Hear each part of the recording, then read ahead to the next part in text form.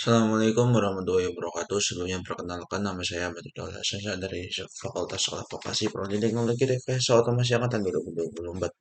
Di sini saya akan menjelaskan tentang ADC, yaitu Analog to Digital Converter. Oke, kita next ke slide yang pertama, yaitu ada pengertian ADC.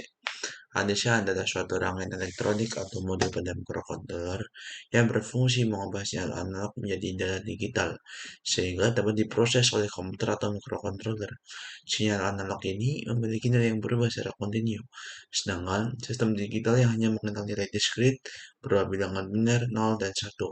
Oleh karena itu, ADC menjadi penghubung antara dunia nyata dan sistem digital. Contoh besar analog yaitu ada suhu, cahaya, tekanan, kelembapan, tegangan, dan arus listrik. Kita lanjut ke yang kedua, ada fungsi ADC. Fungsi ADC yaitu analog digital converter atau yang disebut ADC, berfungsi untuk mengubah sinyal analog yang bersifat kontinu menjadi data digital yang dapat diproses oleh microcontroller, komputer, atau sistem digital lainnya. Dengan adanya ADC, berbagai sensor yang menghasilkan tegangan analog ini, seperti suhu, cahaya, tekanan gas, dan kelembapan, dapat dibaca dan diolah menjadi informasi yang berguna. Selain itu, ADC memungkinkan sistem elektronik melakukan pengukuran, pemantauan, dan pengendalian secara otomatis pada berbagai aplikasi, seperti sistem instrumentasi, otomasi industri, robotika, perangkat medis, serta Internet of Things. Oleh karena itu, ADC berperan sebagai penghubung antara dunia analog dan sistem digital dalam berbagai perangkat elektronik modern. Lalu pada prinsip kerja ADC. ADC bekerja melalui 3 tahap utama, yaitu sampling, quantization, dan encoding. Pada tahap sampling, ADC mengambil nilai tegangan analog pada waktu tertentu secara periodik untuk mendapatkan representasi sinyal. Selanjutnya, pada tahap quantization, nilai analog tersebut diubah menjadi level-level diskrit sesuai dengan resolusi ADC, sehingga sinyal yang awalnya kontinu menjadi terbagi dalam beberapa tingkatan. Kemudian, pada tahap encoding, hasil kuantisasi dikonversi menjadi kode biner agar dapat diproses oleh sistem digital seperti microcontroller. Sebagai contoh, jika input analog sebesar 2,5 volt masuk ke ADC 8 bit dengan tegangan referensi 5 volt, maka hasil keluaran digitalnya adalah 128 dalam bentuk nilai biner. Lalu pada diagram ADC bisa dibaca, yaitu yang pertama ada sensor analog, lalu masuk ke sinyal analog, lalu pada kebagian ADC yaitu dibagi menjadi 3, yaitu ada sampling, quantization, dan encoding. Pada sampling ini mengambil nilai tegangan analog pada waktu tertentu. Pada quantization ini mengubah nilai analog menjadi tingkat-tingkat diskrit. Lalu yang terakhir ada encoding, yaitu mengubah hasil kuantisasi menjadi kode biner. Lalu pada contohnya yaitu ada input analog 2,5 volt, lalu ada ADC 8 bit dengan VRF 5 volt, digital output yaitu ada 128. Dan ini terhubung ke microcontroller atau sistem digital. Lalu pada parameter ADC yaitu meliputi resolusi, tegangan, referensi, dan sampling rate yang semuanya menentukan tingkat ketelitian dan kecepatan konversi sinyal. Resolusi menunjukkan jumlah level digital yang dihasilkan ADC, sedangkan tegangan referensi menentukan batas maksimum tegangan input yang dapat dibaca. Sampling rate menunjukkan seberapa cepat ADC mengambil sampel sinyal analog dalam 1 detik. Semakin tinggi resolusi dan sampling rate, serta semakin stabil tegangan referensi, maka hasil konversi ADC akan semakin akurat dan responsif. Lalu pada proses konversi ADC yang pertama ada sampling, yaitu ada sinyal analog bisa dibaca pada frekuensi sampling, yaitu pada rumusnya dan teoremanya, yaitu agar sinyal dapat direkonstruksi kembali tanpa distorsi asing, maka frekuensi sampling minimal harus 2 kali frekuensi minimum sinyal.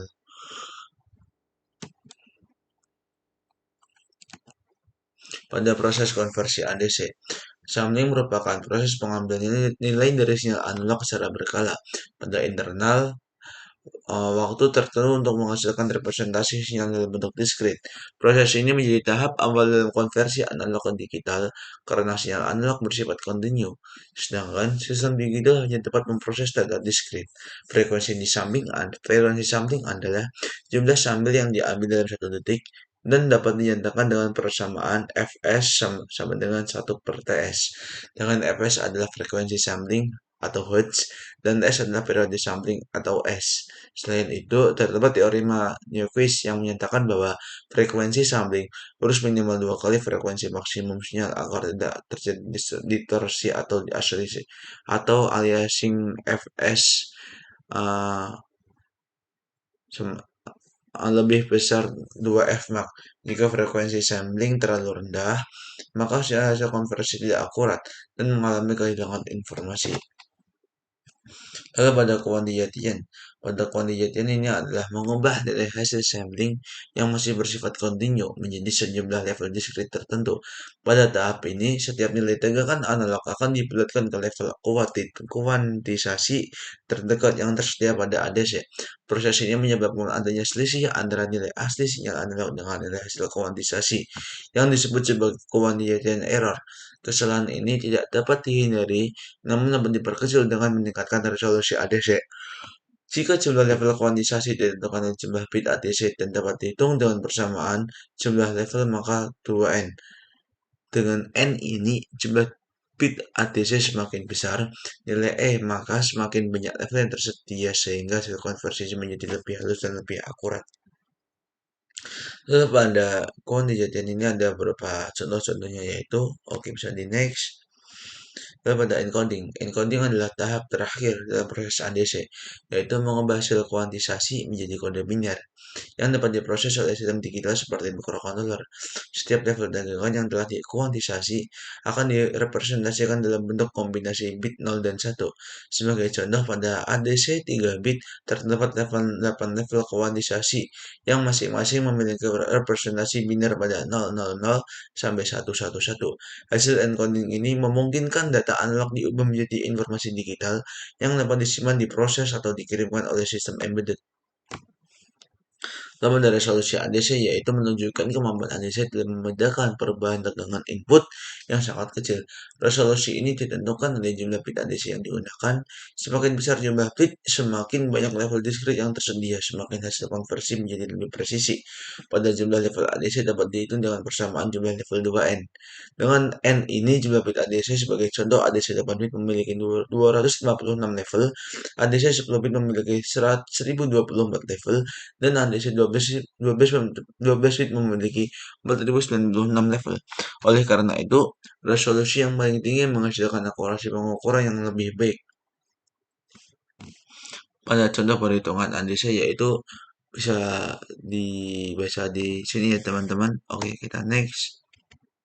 Pada jenis-jenis ADC, terdapat beberapa jenis analog dan digital converter yang digunakan dalam sistem elektronika dan embedded. Masing-masing memiliki karakteristik, kecepatan, dan tingkat akurasi yang berbeda. Kelas ADC merupakan jenis ADC dengan kecepatan konversi sangat tinggi karena menggunakan banyak komparator secara paralel, namun memiliki tingkat kompleksitas rangkaian yang tinggi. ADC Successive Approximation Register adalah jenis yang paling umum digunakan oleh microcontroller karena memiliki keseimbangan antara kecepatan, akurasi, dan konsepsi daya. Segmentula ADC memiliki resolusi yang sangat tinggi dan sangat cocok digunakan pada aplikasi yang membutuhkan presisi tinggi seperti audio dan instrumentasi. Sedangkan Bell Slope ADC memiliki tingkat akurasi yang tinggi, tetapi proses konversinya lebih lambat, sehingga biasanya digunakan pada alat ukur digital seperti multimeter. Oke, pada implementasi ADC. Implementasi ADC dan contoh penerapannya yaitu ada sensor kelembapan tanah, sensor tekanan, dan sensor gas. Pada data hasil konversi kemudian diproses oleh microcontroller seperti Arduino atau ESP32 atau untuk menghasilkan output berupa tampilan benda LCD, pengendalian aktuator atau pengiriman data melalui sistem IoT. Dengan demikian, ADC berperan sebagai penghubung antara dunia fisik atau analog dan dunia digital atau microcontroller. Pada kesimpulan ini, Kita bisa membicarakan ADC bisa terhubung di mana saja. Oke, kita lanjut ke bagian programnya. Dan kali ini saya akan menontonkan program dari kelompok saya. Isi dari potentiometer dan sensor LDR yang akan gunakan nantinya menggunakan microcontroller USB dengan platform I/O.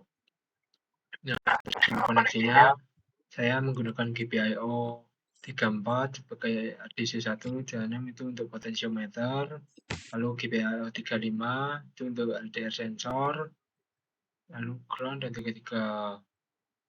tegangan 3,3 volt. Nah, ini untuk koneksi potentiometernya, pin 1 itu ground, pin 2 itu outnya GPIO 34 dan pin 3 itu VCC-nya 3,3 volt. Untuk LDR itu LDR pin 1 3,3 volt, pin 2-nya itu GPIO 35 DC plus resistor 10K nanti ke ground. Berarti ada 3 pin juga. Walaupun ini ada 2, kita tambahi ke resistor itu ke ground.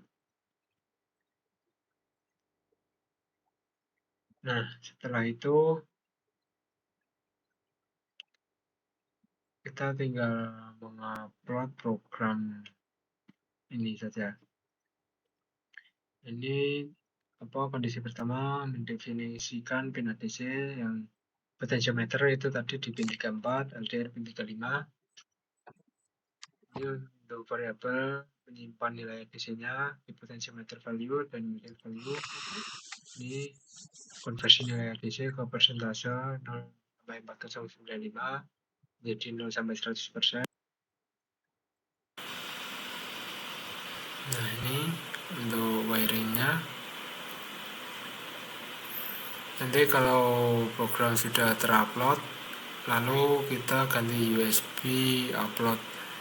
Untuk STM downloadernya kita ganti ke FTDI yang sudah kita koneksikan ke STM.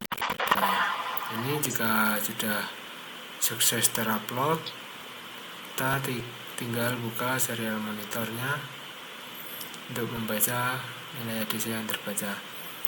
Nah, ini untuk potentiometer terdapat nilai sebesar 2000 sekian dan LDR sekitar segituan tadi.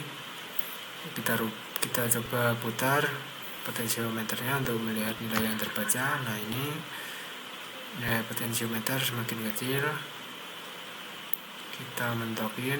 Nah, ini sama seperti sebelumnya. Kita ini program. Nah, ini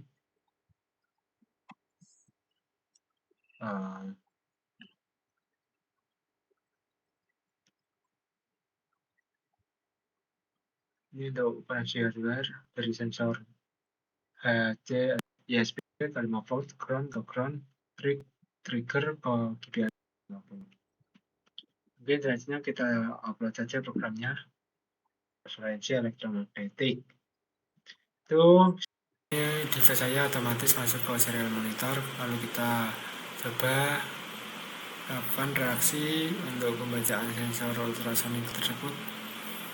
Ini tertampil jarak dan status dari jarak tersebut itu sudah saya program dari jauh, medium dan sangat jauh. Itu ada beberapa tipe tergantung tingkat kejauhan yang diukur.